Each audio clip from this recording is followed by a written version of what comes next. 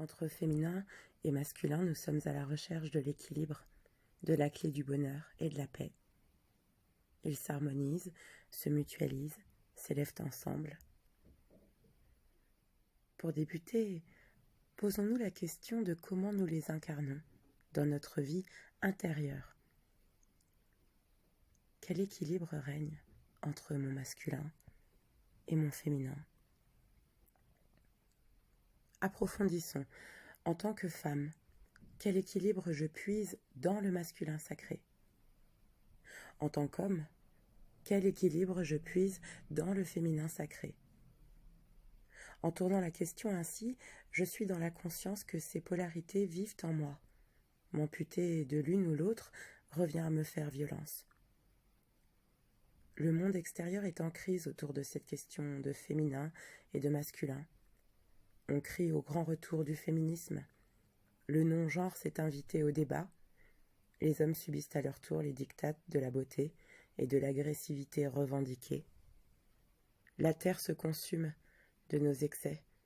Et dans un autre genre, j'y vois là aussi un abus de ce féminin qu'on exploite à grands coups d'industrialisation, sans en respecter le rythme et la générosité pourtant naturelle.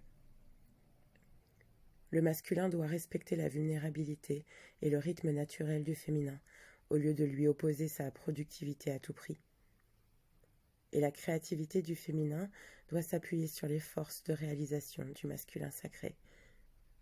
La générosité féminine de l'amour inconditionnel est aussi protégée par ce masculin gardien de la sécurité physique et émotionnelle, qui lui évite ainsi d'être abusé.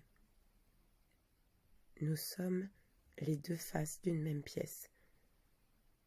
Chacune des parts abrite les solutions de l'énigme de l'autre. Chacune équilibre les excès de l'autre. Plutôt que de chercher à l'extérieur une voix qui prêche ce féminin ou ce masculin dont nous rêvons, je crois qu'il nous appartient de définir ou redéfinir ce que nous reconnaissons comme concepts féminins et masculins, et surtout de les incarner. Nous pouvons nous soigner grâce aux ressources de la polarité opposée, à la condition que nous allions les mobiliser en nous-mêmes et pas à l'extérieur. Alors, si chacun fait ce travail, il vibre un message comme un appel, une forme de reconnexion profonde, une harmonie joyeuse, des rencontres magiques et des explorations passionnantes. Avec tout mon amour.